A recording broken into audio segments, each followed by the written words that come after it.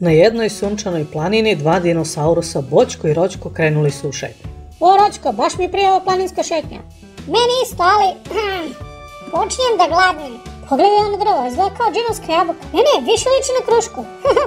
Pa možda je to drvo jabuka kruška. Ja baš volim da jedem jabuke. Ja baš volim kruške da jedem, obožavam kruške. Ali nema plodova, ovo je samo lišće. Baš jedno veliko, obično drvo. Baš smo se ponadali. I baš kada su pomislili da će gladni da nastave šetnju, Roćko, kiša, brzo! Znam jedno veliko drvo nedaleko. Ajde, trči!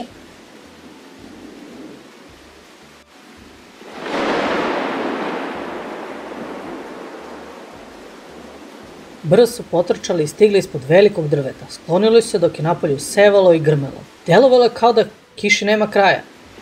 Volim što imamo ovo sklonište. Letnje grmlje mi brzo prođe, samo da ne pokisnem. I kao što to biva leti, sunce se opet pojavilo, a oblaci su nestali kao rukom odneseni. Ajmo kući, možda nas tamo čeka nešto fino za klopu.